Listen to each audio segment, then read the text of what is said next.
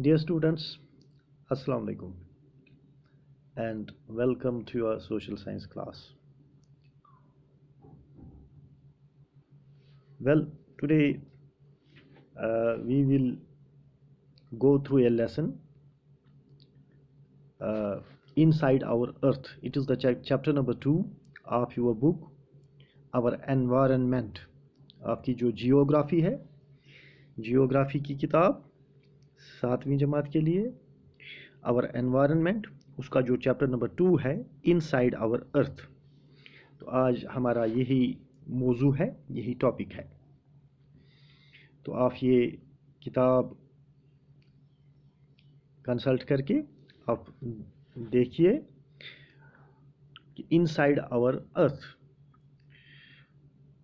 Well students, the earth, our homeland, is a dynamic planet. It is constantly undergoing changes inside and outside. Have you ever wondered what lies in the interior of the earth? What is the earth made up of? So these are the questions that often come to our mind. ये सवालात हमारे जहन में आते हैं कि ये जो हमारी ज़मीन है जिस पे हम रहते हैं, जो हमारा घर है, जिस पे हमारी बोदुबाश होती है, तो इस ज़मीन के अंदर क्या है, ये किस चीज़ की बनी हुई है। So our today's topic is inside our earth and we will try to know about the interior of the earth. तो आप देख सकते हैं आपकी किताब के पेज पे, यहाँ पे एक मैप बना हुआ है, थोड़ा ये सर्कुलर शेप ये अर्थ की दिखाई गई है, और इस पे जो ज़मीन की मुख्तलिफ ये लेयर्स हैं, इनको इसमें मेंशन किया गया है। तो हम ये ज़रा जानने की कोशिश करेंगे one by one. So dear students, just like an onion, the earth is made up of several concentric layers with one inside another. तो ये जो आप फिगर देख रहे हैं यहाँ पे, फिगर 2.1, तो इसकी तरफ आप गौर से देखें तो आप ज़रा सोचें, जो जैसे कि एक ऑनियन होता है, प्याज, उसके छिलके होते हैं, एक छिलके के अंदर दूसरा, दूसरे के अंदर तीसरा, तो इसी तरह से जस्ट लाइक दैट ये जो हमारी अर्थ है इसकी भी मुख्तलिफ लेयर्स हैं। तो ये लेयर्स एक के अंदर एक हैं। The upper most layer over the earth surface is called the crust. सबसे जो ऊपर वाली तह है, जो बाहर वाली तह है, उसको हम क्रस्ट कहते हैं, उसको क्रस्ट के नाम से जाना जाता है। जो बाहर वाली तह है, यहाँ पे दिखाया गया है इसको, तो इसको क्रस्ट कहते हैं। सबसे जो अपर मोस्ट लेयर है अर्थ की, दैट्स कॉल्ड क्रस्ट।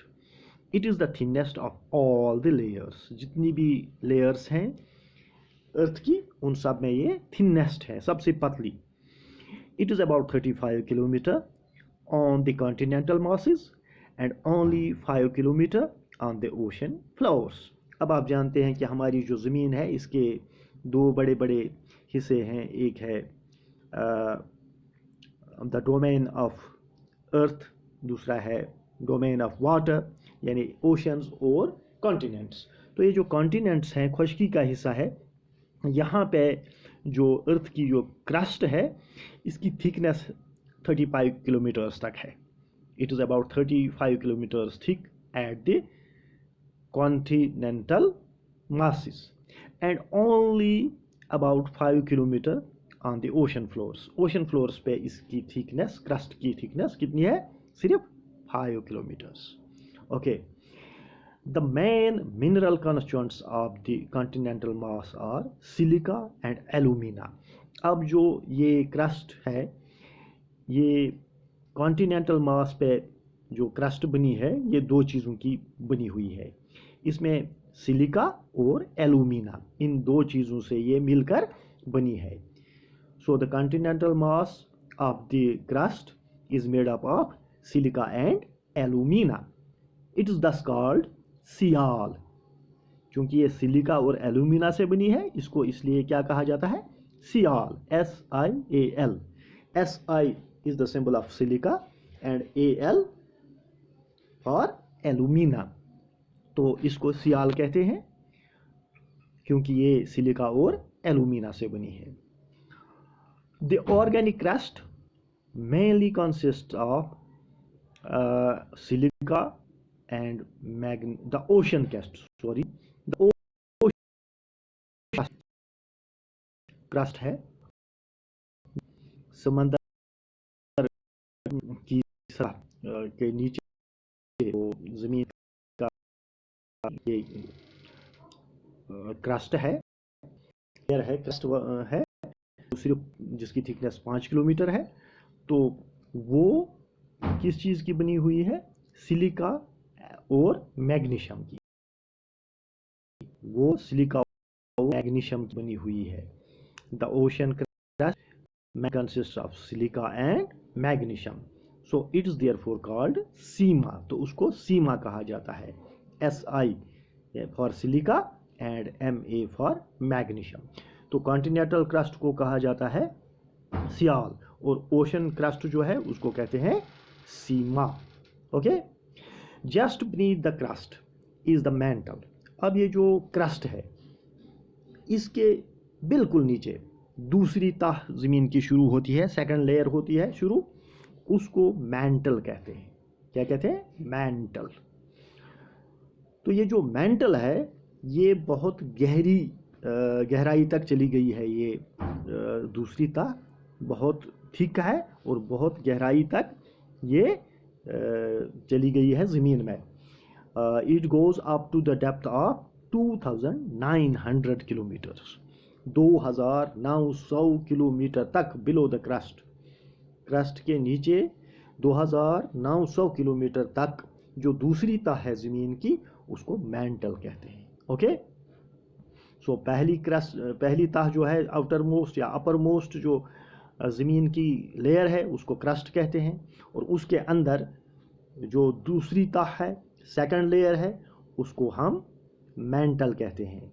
क्रस्ट की जो थिकनेस है वो कॉन्टिनेंटल साइड्स पर 35 किलोमीटर तक है और समंदरों के उस सतह के नीचे उसकी थिकनेस सिर्फ 5 किलोमीटर है, जबकि मैंटल जो है वो 2900 किलोमीटर तक गहरी चली गई है, यानी उसकी थिकनेस इतनी मोटी है कि वो 2900 किलोमीटर डेप्थ तक ज़मीन के अंदर चली गई है।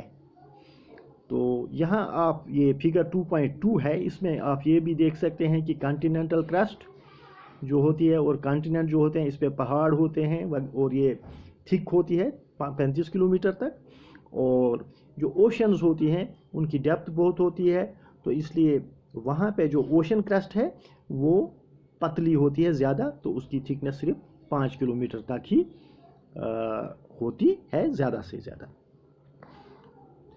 तो बच्चों ये दो इसकी तहों के बारे में हमने जानकारी हासिल की। सबसे ऊपर वाली या सबसे बाहर वाली जो लेयर है उसको क्रस्ट कहते हैं, उसके अंदर जो दूसरी है उसको मैंटल कहते हैं। Now the inner most layer is the core. अब सबसे जो अंदरूनी तह है ज़मीन की उसको हम कोर कहते हैं, ये जो बीच में ज़मीन का हिस्सा है उसको कोर कहते हैं। The inner most layer is the core with a radius of about 3500 kilometre. तो इसका जो रेडियस है, इसका कुतुर जो है ये 3500 किलोमीटर तक है। It is mainly made up of निकल एंड आयरन। किस चीज़ की बनी हुई है ये कोर जो है ये निकल और आयरन की बनी हुई है। And it is called knife, knife NIFE, knife, NI for निकल and FE for ferrous. Ferrous means iron. तो ये निकल और आयरन की बनी हुई है और इसको नाइफ कहते हैं। इसका रेडियस 3500 किलोमीटर तक है। The central core has very high temperature and pressure. ये जो सेंट्रल कोर है अर्थ का, इसका टेम्परेचर बहुत ज़्यादा है, बहुत हाई है, और यहाँ पे प्रेशर भी बहुत एक्सट्रीमली बहुत ज़्यादा होता है। ठीक, तो अब आप ये याद रखें, द क्रस्ट फॉर्म्स ओनली 1%। कुछ ये मतलब इंपॉर्टेंट चीज़ है आपके याद रखने के लिए। ये जो क्रस्ट है, it forms only 1% of the volume of the earth. Crust सिर्फ 1% फॉर्म करती है। 84% consists of the mental and 15% makes the core. 84% जो मेंटल है, मेंटल 84% पर मुश्तमिल है, और जो कोर है वो 15% इसका फॉर्म करता है। तो इस तरह से ये जो अर्थ है, इसका 1% क्रस्ट, 84% मेंटल और 15% कोर है। ये इसका मास जो है, ठीक। इसका वॉल्यूम अर्थ का। The radius of the earth is 6371 kilometer. Now note this point please. Radius of the earth is 6371 kilometer. So this was about the layers of the earth.